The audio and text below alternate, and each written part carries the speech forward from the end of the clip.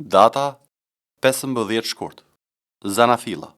Kapitulli 48. Mbas këtyre gjërave, ndodhi që i tha Jozefit: Ja, ati yt është i sëmur. Kështu ai mori me vete 2 bijtë e tij, Manasin dhe Efraimin. Kur i than Jakobit: Ja, biri yt Jozefi po vjen te ti, Izraeli mblodhi tërë forcat dhe ul mbi shtratin e tij. Atëherë Jakobi i tha Jozefit: Perëndia i plotfuqishëm mu shfaq në Luc, në vendin e Kanaanit, më bekoi dhe më tha: Ja, unë do të bëj frytdhënës, do të shumoj, do të bëj prej teje një shumicë popujsh, dhe do t'u jap këtë vend pasardhësve të tu pas teje si pronë për jetë. Tani, 2 bijtë e tu që të kanë lindur në vendin e Egjiptit para se unë të vija te ti në Egjipt, janë të mitë. Efraimi dhe Manasi janë të mitë, ashtu si Rubeni dhe Simeoni. Por bijtë që ke lindur mbas tyre do të jenë të tutë. Në territorin e trashëgimisë së tyre do të thirren me emrin e vëllezërve të tyre. Sa për mua, ndërsa po kthehesha nga Padani, Rakela vdiq pranë meje gjatë udhëtimit në vendin e Kanaanit, aty afër Efratës, dhe e varrosa atje në rrugën e Efratës, që është Betlemi. Kur Izraeli pa bijtë e Jozefit, tha: Kush janë këta? Jozefi u përgjigj të atit: Janë fëmijët e mi që Perëndia më ka dhënë këtu. Atëherë ai tha: Mi afro dhe unë do t'i bekoj. Tani sytë e Izraelit ishin venitur për shkak të moshës dhe nuk shihte fare. Jozefi i afroi ata dhe ai i puthi dhe i përqafoi. Pastaj Izraeli i tha Jozefit: Unë nuk mendoja të shikoja përsëri fytyrën tënde, por tani Perëndia më dha mundësinë të shikoj edhe pasardhësit e tu. Jozefi i tërhoqi nga gjunjët e të atit dhe u porul me fytyrën në tokë. Pastaj Jozefi i mori që të dy, Efraimin në të djathtë të tij dhe në të majtë të Izraelit, Manasin në të majtë të tij dhe në të djathtë të Izraelit, dhe i afroi pranë tij. Atëherë Izraeli zgjati dorën e tij të djathtë dhe e vuri mbi kryet e Efraimit, që ishte më i riu, dhe vuri dorën e tij të majtë mbi kryet e Manasit duke kryqëzuar duart, ndonse Manasi ishte i parlinduri. Kështu bekoi Jozefin dhe tha: Perëndia, para të cilit ecën etërit e mi, Abrahami dhe Isaku, Perëndia që më ka ushqyer qysh prej lindjes sime deri më sot, ëngjëlli që më ka çliruar nga çdo e keqe, le t'i bekoj këta fëmijë. Le të quhen me emrin tim dhe me emrin e etërve të mi, Abraham dhe Isak, dhe të shumohen fort mbi tokë. Kur Jozefi pa që jati kishte vënë dorën e djathtë mbi kokën e Efraimit, kjo nuk i pëlqeu. Prandaj ai kapi dorën e atit të tij për ta hequr nga kryet e Efraimit dhe për ta vënë mbi kryet e Manasit.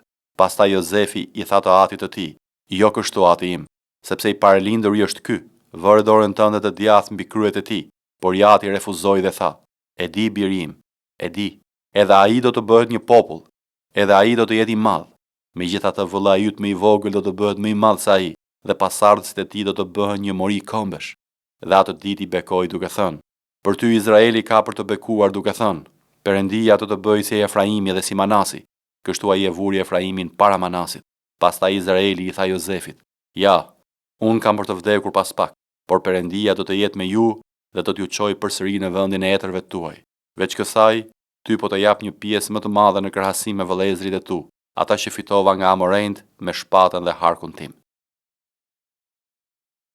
Luka, kapitulli 1, vargjet 39-80.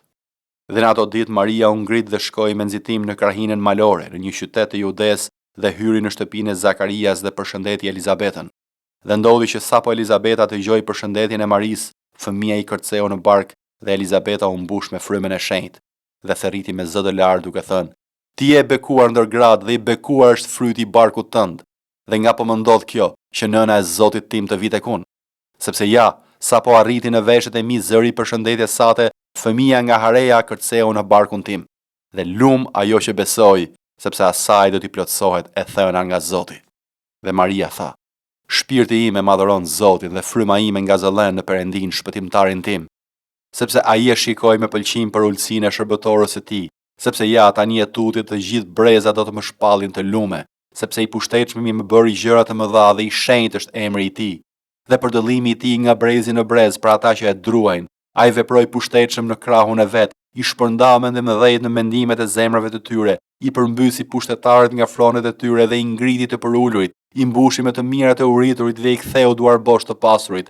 Ai e ndihmoi Izraelin, shërbëtorin e vet, duke i kujtuar mëshirën e tij, ashtu si u apati deklaruar etërve tan, Abrahamit dhe pasardhësve të tij përgjithmonë. Dhe Maria ndenjë me Elizabetën gati 3 muaj, pastaj u kthye në shtëpinë e vet. Dhe Elizabetës i erdhi koha të lind dhe lindi një djalë. Dhe fshinjët dhe farefisi i saj dëgjuan se Zoti kishte treguar mëshirë të madhe ndaj saj dhe u gëzuan me të. Dhe ndodhi që të 8 ditë erdhen për ta rrethprerë djalin dhe donin ta quanin Zakaria, sipas emrit të atit të tij. Dhe ëma ndërhyri dhe tha: "Jo, por do të quhet Gjon." Dhe ata i thanë: "S'ka njeri në fisin tënd që të quhet me këtë emër." Kështu me shenja e pyetën të atin si donte ta quante, dhe kërkoi një tabel shkrimi dhe shkroi: "Emri i tij është Gjon." Dhe të gjithë u mrekulluan. Në atë çast goja e tij u hap dhe gjuha e tij u zgjidh dhe fliste duke bekuar Perëndin. Dhe të gjithë fqinjëve të tyre u hyri druajtja, dhe të gjitha këto gjëra u përhapën nëpër krejt krahinën malore të Judes. Dhe të gjithë ata që i dëgjuan, i vunë këto në zemrën e tyre duke thënë: "Vallë çdo të jetë ky fëmijë." Dhe dora e Zotit ishte me të. Dhe Zakaria, ati i tij, u mbush me frymën e shenjtë dhe profetizoi duke thënë: "Bekuar qoftë Zoti, Perëndia e Izraelit, sepse e ka vizituar dhe i bëri shpengim popullit të vet, dhe na ngriti bri shpëtimi në shtëpinë e Davidit, shërbëtorit të vet, ashtu si e kishte thënë nëpërmjet gojës së profetëve të tij të shenjtë që nga kohët e lashta, që ne të shpëtojmë prej armiqve tanë dhe prej dorës së të gjithë atyre që na urrejnë, për të treguar mëshirë tek etrit tanë, e për të kujtuar për beslidhjen e tij të shenjtë, betimin që i bëri Abrahamit, atit ton, për të na lejuar që pasi të çlirohemi nga duart e armiqve tanë, t'i shërbejmë pa frikë, në shenjtëri e në drejtësi përpara tij të gjitha ditët e jetës sonë. Dhe ti, o fëmijë, do të quhesh profeti më të lartit, sepse ti do të shkosh përpara fytyrës së Zotit për të përgatitur udhët e tij, për t'i dhënë popullit të tij njohurinë e shpëtimit në faljen e mëkateve të tyre.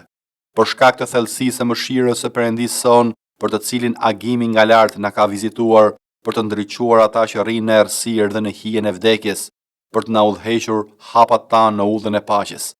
Dhe fëmia rritej dhe forcohej në frymë, dhe qëndroi në shkretëtir deri në ditën e shfaqjes së tij para Izraelit.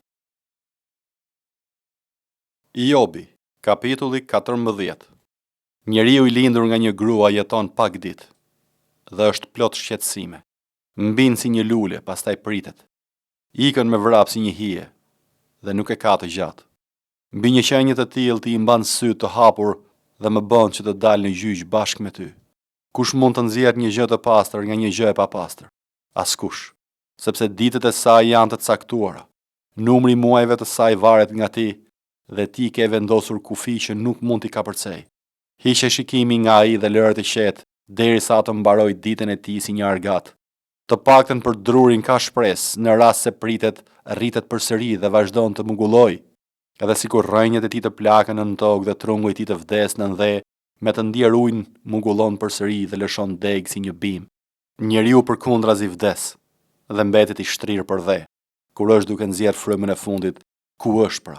Mund të mungojnë ujrat në det dhe një lum të mehet dhe të thahet, por njeriu që dërgjet nuk ngrihet më, derisa të mos ketë më qiej, nuk do të zgjohet dhe nuk do të çohet më nga gjumi i tij. Ah, sikur të doje të më fshihje në Sheol, të më mbaje të fshehur sa të kalonte zemërimi yt, të më caktoje një afat dhe të më kujtoje. Në qoftë se njeriu vdes, a mund të kthehet përsëri në jetë? Do të prisja çdo ditë të shërbimit tim të rënd, derisa të arrinte ora e ndryshimit tim. Do të më thërrisje dhe unë do të përgjigjesha. Ti do të kishe një dëshirë të madhe për veprën e duarve të tua, atëherë ti do të më numëroje hapat, por nuk do të vije re mëkatet e mia. Do ta vulosje në një thes mëkatin tim dhe do ta mbuloje fajin tim. Por ashtu si një mal rrëzohet dhe thërmohet, ashtu si një shkëm luan nga vendi i tij, ashtu si ujërat gërryen gurët dhe vërshimet marrin me vete dheun, kështu ti shkatëron shpresën e njeriut. Ti e vë përfund për gjithnjë dhe ai shkon. Ti aprish fytyrën dhe e dëbon. Në rast se bitet ti janë të nderuar, ai nuk e di. Po të jenë të përbuzur, ai nuk e vëre. Ai ndjen vetëm dhembjen e madhe të mishit të tij dhe pikëllohet për veten e tij. 1 Korintasve, kapitulli 2. Edhe unë o vëllezër, kur erdha te ju, nuk erdha me shkëlqim fjalësh a urtësie që t'ju shpall dëshminë e Perëndisë, sepse e vendosa që të mos di tjetër gjë ndër ju veç Jezu Krishtit edhe atë të kryqëzuar. Dhe unë erdha te ju në dobësi, me frikë dhe drithërim të madhe, dhe fjala ime dhe predikimi im nuk u bën me fjalë mbushamendëse nga urtësia njerëzore, por në dëftim të frymës dhe të fuqisë, që besimi juaj të mos qëndrojë në urtësinë e njerëzve, por në fuqinë e Perëndisë. Dhe ne flasim urtësi mes njerëzish të pjekur, por jo urtësinë e kësaj bote dhe as të pushtetarëve të kësaj bote që shfuqizohen, por flasim urtësinë e Perëndisë në mister, urtësinë e fshehur të cilën Perëndia e kishte paracaktuar përpara kohërash për lavdin ton, të cilën asnjë nga pushtetarët e kësaj bote nuk e ka njohur, sepse po ta kishin njohur, nuk do të kishin kryqëzuar Zotin e lavdisë. Por sikurse është shkruar, ato gjëra që syri nuk i ka parë dhe veshi nuk i ka dëgjuar, dhe që nuk kanë hyrë në zemër të njeriut, janë ato që Perëndia ka përgatitur për ata që e duan atë. Po Perëndia na i zbuloi me anë të frymës së tij, sepse fryma heton gjithçka, edhe të thellat e Perëndisë. Sepse cili nga njerëzit njeh gjërat e njeriut, përveç frymës së njeriut që është në të, po kështu as njeri si njeh gjërat e Perëndisë, përveç frymës së Perëndisë. Dhe ne nuk kemi marrë frymën e botës, por frymën që vjen nga Perëndia, që të njohim gjërat që na janë dhuruar nga Perëndia. Për këto edhe flasim, por jo me fjalë të mësuara nga urtësia njerëzore, por të mësuar nga fryma e shenjtë, duke krahasuar frymërisht gjëra frymërore. Dhe njeriu natyror nuk i pranon gjërat e frymës së Perëndisë, sepse për të janë marrëzi dhe nuk mund t'i njohë, sepse ato hetohen frymërisht. Por njeriu frymëror heton çdo gjë, por vet nuk hetohet nga asnjë, sepse kush e njohu mendjen e Zotit që ta mësoj atë, por ne kemi mendjen e Krishtit.